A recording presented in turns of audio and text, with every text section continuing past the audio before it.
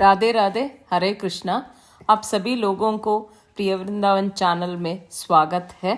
इस बार पुत्रदा एकादशी 21 जनवरी 2024 को है। पुत्रदा एकादशी का व्रत हर वर्ष पौष महीने की शुक्ल पक्ष एकादशी को किया जाता है। इसे कई स्थानों पर वैकुंठ एकादशी भी कहते हैं। जो भी स्त्री पूरी श्रद्धा के साथ इस व्रत को करती है उसे संतान का वरदान होता है। पुत्रदा एकादशी की व्रत कथा इस प्रकार है।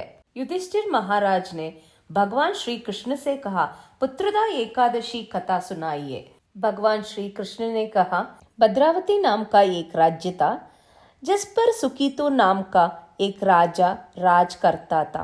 राजा का धर्म पत्नी का नाम शैवा था, लेकिन उन दोनों को कोई संतान ना होने के कारण राजा और रानी बहुत दुखी थे।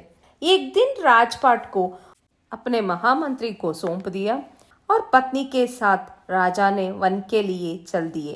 राजा रानी ने आत्महत्या का मन बना लिया और घने वन के अंदर चले गए। उसी समय वन के अंदर वेद पाठ और मंत्रों के ध्वनि सुनाई दिया। दोनों उसी ध्वनि के और चलते गए। एक सरोवर के निकट बहुत से ऋषि मुनि वेद पाठ कर रहे थे। राजा रानी ने उन सबको प्रणाम किया। राजा सुकेतु अपनी पत्नी के साथ उन सभी ऋषियों के सेवा में लग गए।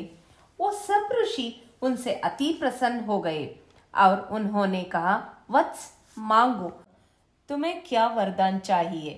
राजा ने कहा, मेरा कोई संतान नहीं है, हमें एक पुत्र का वरदान चाहिए। ऋषि ने कहा, राजन, पौष मास की एकादशी तिथि का व्रत पूरा नियम से करोगे, तुम्हें संतान की प्राप्ति अवश्य हो जाएगी। इसे सुनकर अपने राज्य भद्रावती आ गए और कुछ ही दिनों के बाद एकादशी तिथि आई और फिर राजा रानी ने पुत्रदा एकादशी को पूरे श्रद्धा के साथ किया, जिसके कारण भगवान विष्णु प्रसन्न हो गए, संतान प्राप्ति का वरदान दे दिया। कुछ दिनों बाद रानी शैवा ने गर्भधारण किया। 9 महीने के बाद एक सुंदर पुत्र का जन्म दिया। कोई भी व्यक्ति श्रद्धा रूप से भगवान विष्णु की पूजा अर्चना करता है, पुत्रदा एकादशी का व्रत करता है, उसकी सभी मनोकामना पूर्ण होता है, संतान की प्राप्ति होती है।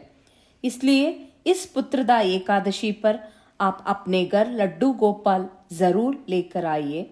इस दिन आप भगवान विष्णु जी को सात्विक चीजों का भोग लगाइए। ये था आज की पुत्रदा एकादशी का महत्व और व्रत कथा। धन्यवाद। राधे राधे, हरे कृष्ण।